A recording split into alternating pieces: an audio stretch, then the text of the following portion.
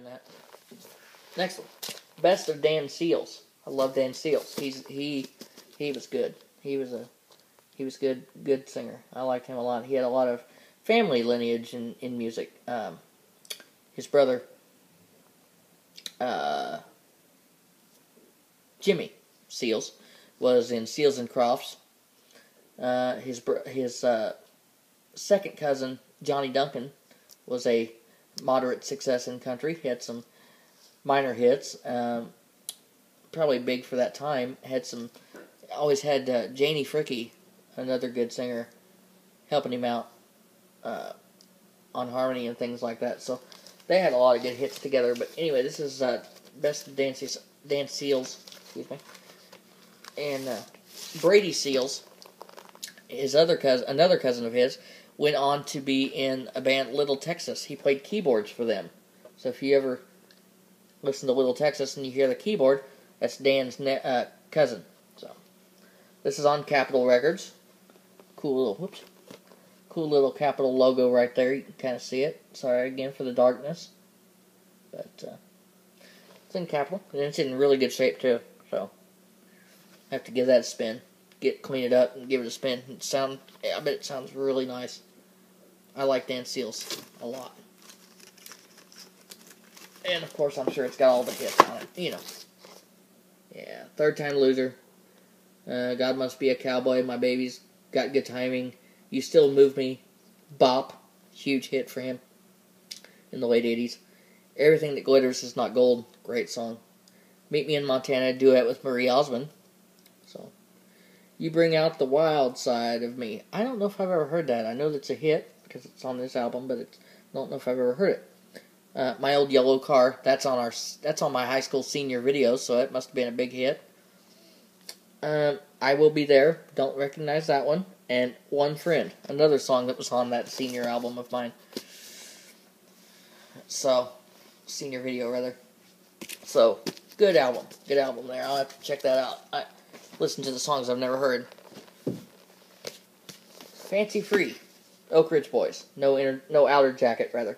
It's a gatefold, so we'll open that up and see what she holds inside.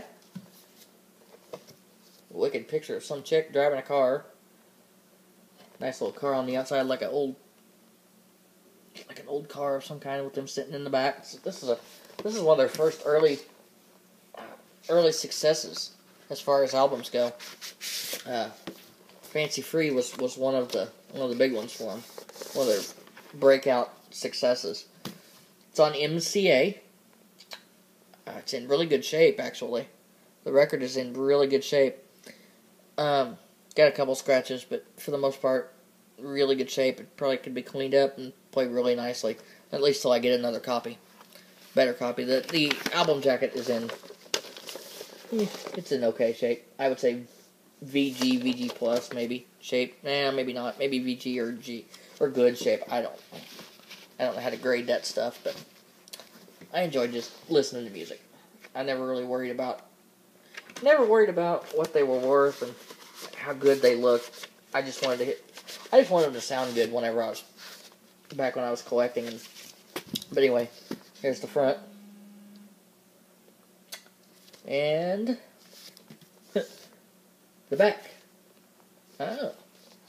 On the back grill, it says Elvira. So this must be the album that Elvira came out on. I don't know. Yes, it's the title track. Or the first track on it. So Elvira, huge, mega hit for the Oak Ridge Boys. So that's where that came from. Another album, early Oak Ridge Boys. It's called Together.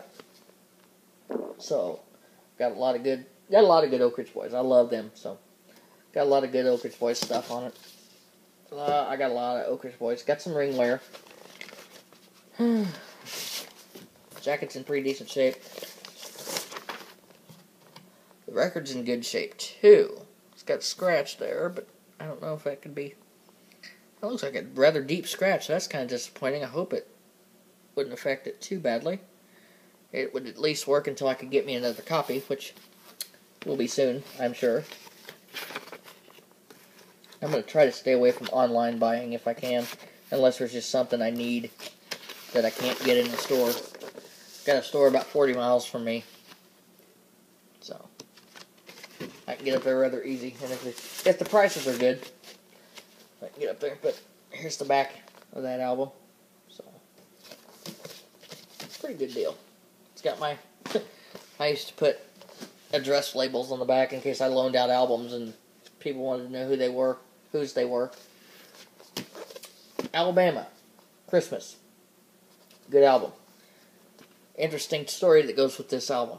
I don't know if this is the original copy or whatever that I've always had,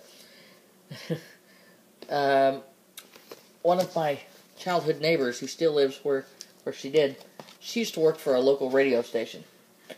And she arranged one year for Jeff Cook, holding the green guitar right here, Jeff Cook, to actually call me on the phone at my home when I was 4 years old.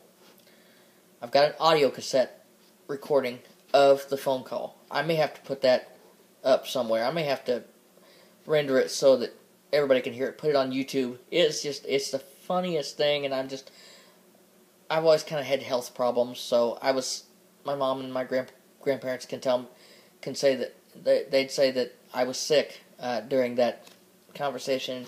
Sick, nervous, whatever you want to say, just little. 4 years old. Didn't say a whole heck of a lot, but I sounded like a complete dork on the album, or on the recording, so. But it was kind of cool. I thought it was really neat. It's one of those things to look back in my childhood and go, you know what? I got to talk to this guy at the height of their success. So it's a really cool deal. But got a really cool picture of Alabama on the back. That's a cool little Christmassy colored green guitar. Neat deal. But the album's in good shape, as far as I can tell. The jacket is, I think, probably just a normal. It's just a run-of-the-mill inner jacket. The album is in good shape, so it's probably not my original copy that I had when I was little, because I was pretty rough on records back then. But it's in good shape. It's on RCA, of course. Again, RCA, the only record label they ever signed with.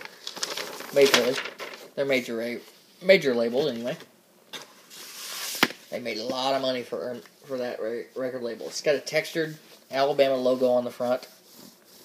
A real neat kind of Christmas logo. Textured. Pretty cool deal. And I see we're getting up into the 17-minute mark, so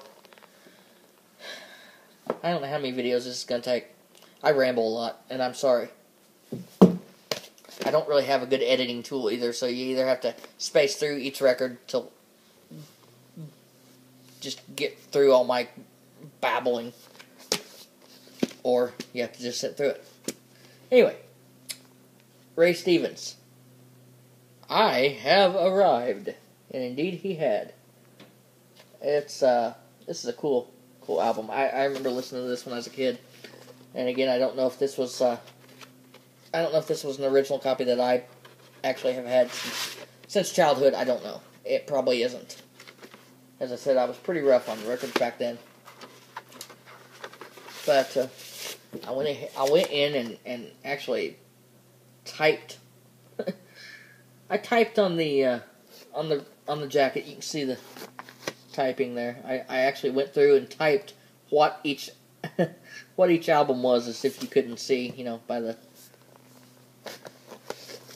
artwork on the record itself. But it's in really clean condition, so obviously it's probably not my copy originally. But it's in really good condition, so I need to give it a spin and clean and spin and see what I think of it. But it's I have returned. Where did you go? That's what I want to know.